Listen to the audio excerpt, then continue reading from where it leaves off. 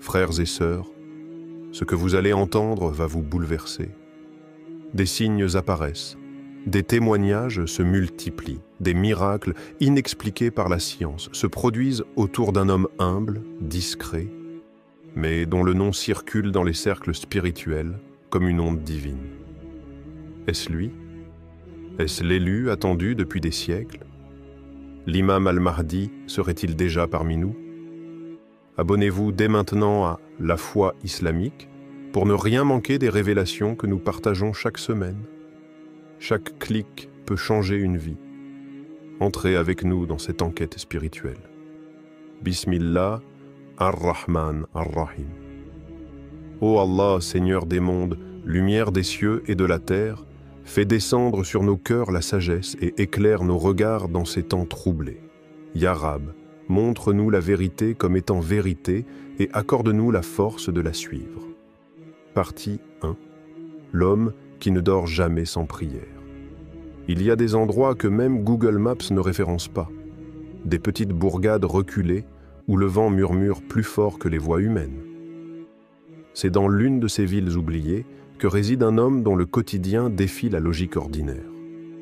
Il vit simplement dans une maison sans luxe, sans décor. Mais l'atmosphère qui entoure sa demeure, elle, est imprégnée d'une intensité que l'on ne retrouve nulle part ailleurs. La nuit, pendant que la ville dort, les étoiles semblent se pencher un peu plus bas. Et c'est là, dans le secret des heures sombres, qu'il commence. La prière, longue, intense, continue. On dit qu'il ne dort que par fragments. Certains affirment même qu'il ne dort pas du tout, pas par orgueil, pas par rigueur excessive, mais comme s'il n'en avait pas besoin, comme si le repos de son âme passait par la proximité avec le Créateur et non par les heures passées allongées. Un homme raconte qu'il passait devant chez lui une nuit, vers 3 heures du matin. Il entendit des sanglots doux, puis des paroles en arabe si pures, si profondes, qu'il crut entendre le Coran récité par un ange. Pourtant, personne n'était là, sauf lui, seul dans sa pièce, prosterné. Les habitants du quartier ne parlent pas beaucoup de lui. Ils n'osent pas. Mais dans leurs yeux, il y a ce respect en abo silencieux qu'on réserve aux saints. Les enfants s'arrêtent de jouer quand ils passent. Les vieillards baissent la tête. Même les chiens s'assoient quand ils s'approchent. On raconte qu'un jour, il s'est assis près d'un arbre fané et que 3 jours plus tard, cet arbre a refleuri. D'autres disent qu'un enfant très malade s'est endormi dans ses bras et s'est réveillé guéri. Mais lui, il ne dit rien. Il n'élève jamais la voix. Il sourit rarement, mais quand il le fait, on jurerait que le soleil se lève plus tôt. Ce qui trouble le plus, ce ne sont pas les actes visibles, ce sont les sensations, cette chaleur dans la poitrine quand il vous regarde, cette paix soudaine qui envahit la pièce quand il entre, cette larme qui monte sans raison lorsqu'il vous parle d'Allah. Ce n'est pas un savant, ce n'est pas un imam. Il n'a ni titre ni rang. Pourtant, il enseigne sans ouvrir de livre et il guide sans prononcer de sermon. Et puis, il y a les animaux. Des pigeons qu'on voit souvent posés sur son toit, même en hiver. Un chat sauvage qui refuse d'approcher les humains, sauf lui. Un cheval que personne ne pouvait calmer, devenu doux comme un agneau à son contact. Et les enfants? Oh, les enfants. Ils ne le connaissent pas, ils ne savent pas son nom, mais ils courent vers lui comme vers un père oublié. Une petite fille, à peine âgée de 5 ans, a dit un jour à sa mère en le voyant « Maman, je crois qu'il parle avec les anges. » Il ne veut pas qu'on le filme. Il détourne la tête quand on essaie de le prendre en photo. Il dit « Celui qui agit pour être vu des hommes a déjà été payé. Moi, j'attends le salaire d'Allah. » Alors, qui est-il vraiment? Un homme pieux parmi tant d'autres? Ou le signe vivant d'une promesse divine? Serait-il celui que des milliers d'âmes attendent sans savoir où regarder? Est-ce un saint? Ou le Mahdi lui-même, caché sous les habits de la discrétion absolue? Partie 2. Des guérissons qui défitent la raison. Il m'a juste regardé, et j'ai senti que la douleur quittait mon corps. C'est avec ces mots, les larmes aux yeux, que Fatima, une femme atteinte d'arthrite chronique, décrit sa rencontre avec lui. Ce jour-là, elle ne cherchait pas un miracle. Elle cherchait seulement du réconfort. Elle est repartie sans canne, les mains tremblantes, mais non plus de douleur. Elle n'a jamais compris comment. Le docteur Samir, médecin depuis 22 ans, raconte un épisode qu'il n'a jamais pu expliquer. Un jeune garçon de 10 ans souffrait d'un asthme grave. Hospitalisation fréquente, médicaments lourds, nuits d'angoisse. Un soir, la famille du garçon a croisé l'homme qui prie, comme beaucoup l'appellent. Il a posé ses mains sur la poitrine de l'enfant, fermé les yeux et chuchoté quelques versets. Et 3 semaines plus tard, les examens médicaux étaient clairs, plus aucune trace d'asthme.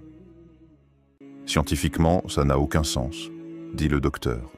Mais il est guérard, dit-elle est guéri. Il ne se proclame pas guérisseur. Il ne touche jamais d'argent. Il refuse même les remerciements. Il dit simplement « Ce n'est pas moi, c'est lui qui guérit ». Et pourtant, ceux qui viennent de vers lui repartent souvent transformés. Un autre témoignage vient d'un homme, Mahmoud, qui boitait depuis un accident de moto. Il vivait avec une douleur constante. Un jour, il croise l'homme à la sortie de la mosquée. L'homme le regarde, puis lui dit doucement « Ne te plains plus, remercie. Marche. » Mahmoud raconte qu'il a senti une chaleur monter de ses jambes jusqu'à son dos. Le lendemain, il marchait droit. Cela fait maintenant 2 ans, et il n'a jamais ressenti la moindre douleur depuis. Dans un autre cas, une vieille dame atteinte d'Alzheimer à un stade avancé a parlé de manière fluide pendant 20 minutes après avoir rencontré cet homme dans un parc. Elle l'a appelé « mon fils », alors qu'elle ne reconnaissait même plus ses propres enfants. Elle lui a récité des sourates entières du Coran, sans jamais s'être montrée capable de le faire auparavant. Puis, elle s'est endormie paisiblement sur un banc, et elle est décédée dans la nuit. Sa famille parle d'un dernier cadeau, d'un adieu lumineux. Les guérisons ne sont pas seulement physiques, certains disent parce que leurs cœurs ont été guéris. Des personnes dépressives au bord du suicide racontent avoir retrouvé goût à la vie après un simple regard ou une parole de lui. L'un d'eux confie « Je voulais en finir. Il m'a regardé et m'a dit « Tu n'es pas seul. Ton Seigneur te voit. » J'ai éclaté en sanglots. Et cette nuit-là, j'ai prié pour la première fois depuis 15 ans. Il n'a pas de cabinet, pas de diplôme, pas d'explication. Mais il y a une force qui l'entoure, invisible, inébranlable, presque palpable. Un parfum de miséricorde qui s'étend à ceux qui croisent sa route. Certains crient au charlatanisme, mais aucun n'a pu prouver la moindre supercherie. Tout est trop simple, trop pur. Il ne vend rien, il ne promet rien, il agit, ou plutôt, il laisse agir. Et c'est précisément cela qui perturbe autant. Il ne fait jamais rien d'extraordinaire. Mais l'extraordinaire se manifeste partout autour de lui. Un érudit local, respecté de tous, a dit un jour « Je connais les signes du Mahdi. Ce ne sont pas des éclats spectaculaires, ce sont des vagues silencieuses de lumière, de guidance et de guérison. Et je ne dis pas que c'est lui, mais si ce n'est pas lui, alors c'est son ombre. » Partie 3. Un rêve qui se répète dans le monde entier. Ce n'est d'abord qu'un murmure, une confidence entre 2 amis, une parole timide qu'on n'ose pas dire à voix haute. J'ai rêvé d'un homme. Il était vêtu de blanc, et son visage brillait comme une étoile. Puis, ce même rêve commence à apparaître ailleurs. À Alger, une femme raconte à son imam qu'un homme lumineux lui a parlé dans son sommeil. Prépare-toi. Le monde va trembler, mais la lumière ne s'éteindra pas. À Jakarta, un adolescent écrit sur un forum qu'un homme vêtu de blanc l'a guidé dans un désert en feu et lui a dit « Ne crains rien, ce qui arrive est inscrit. » Au début, personne n'y prête attention. Des rêves, il y en a tant.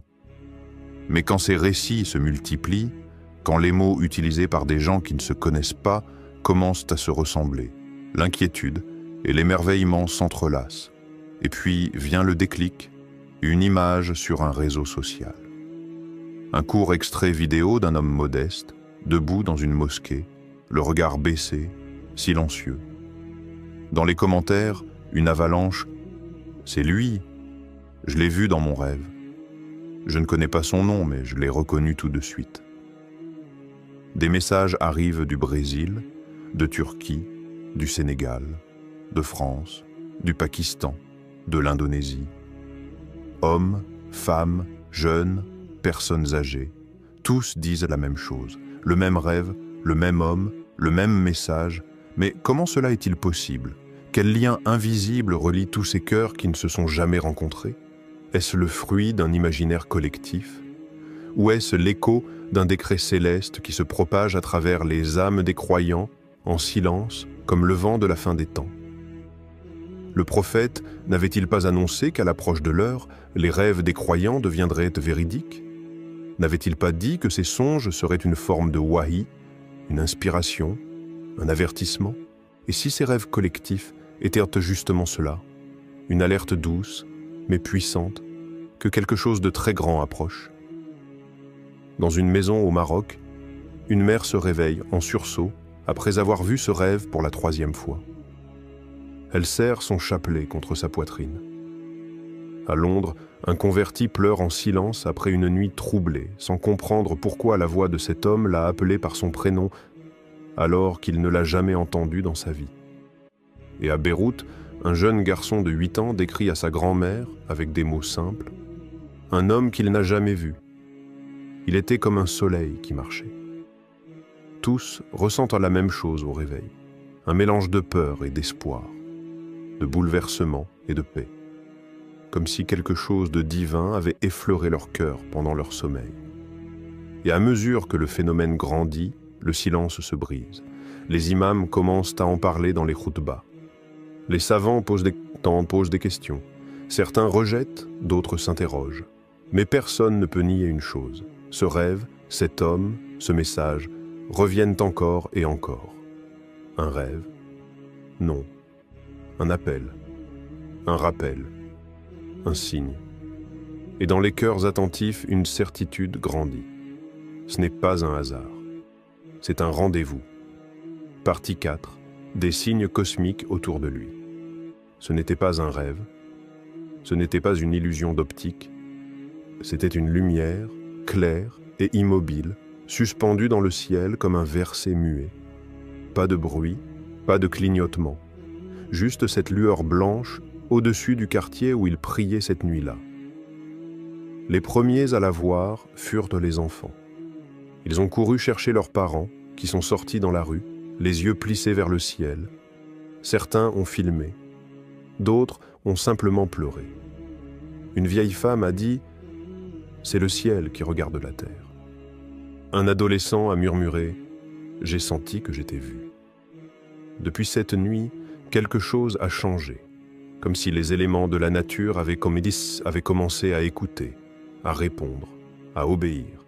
Il y a eu cette sécheresse longue et étouffante qui accablait les récoltes. Les prières de la communauté restaient sans effet.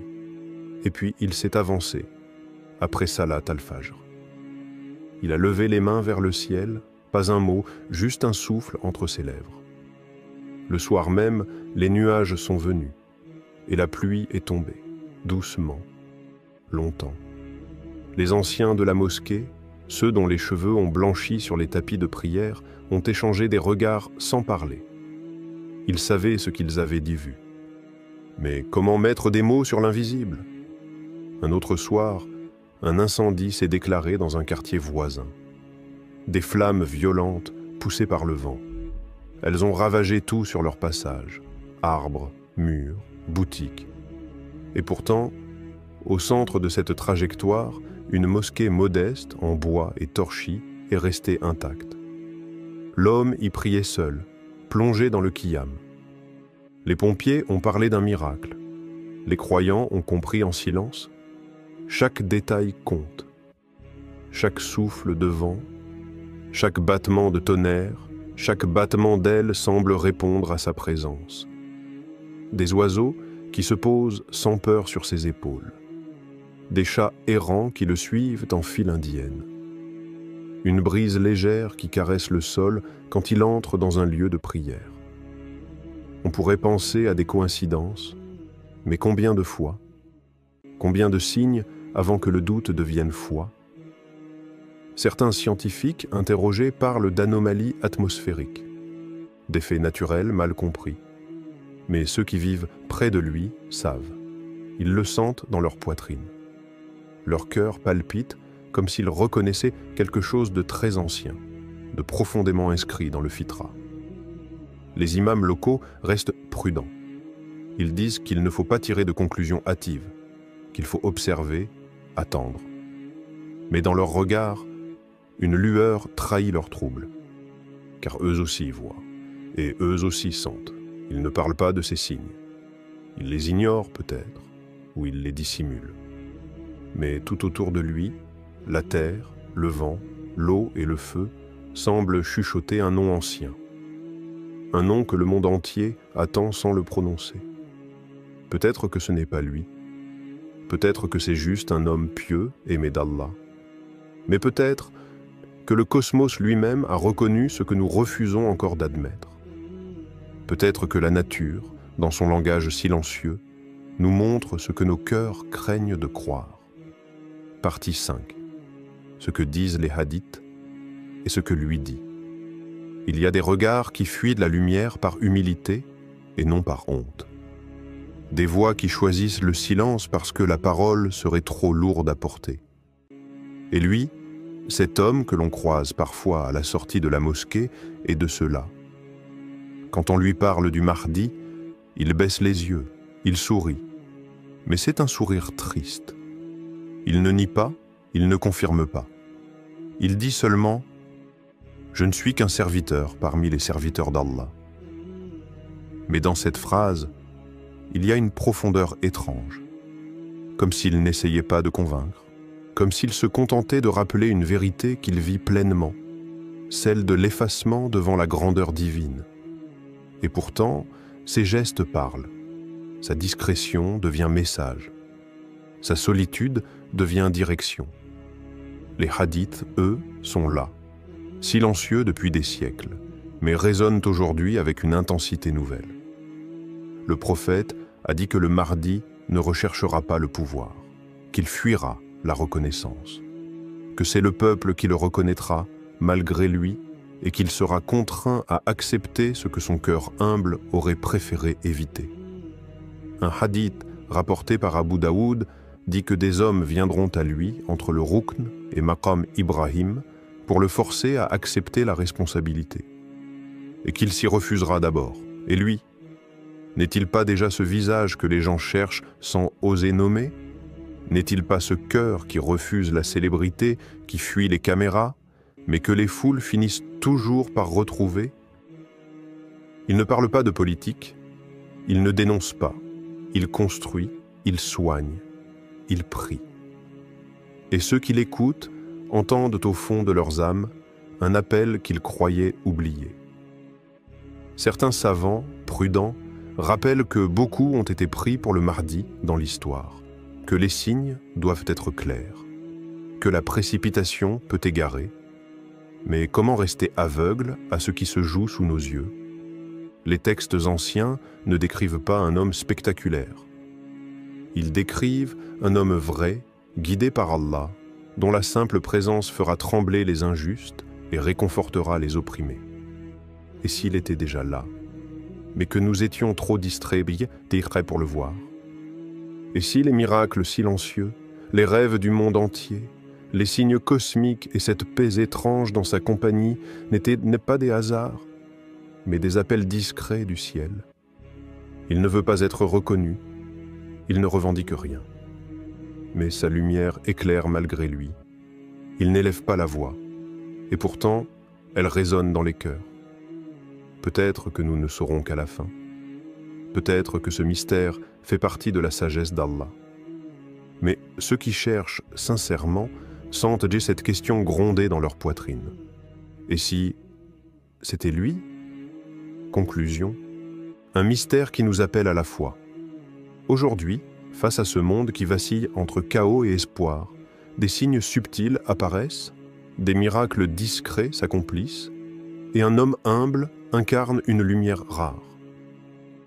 Que l'on croit ou que l'on doute, une chose est certaine.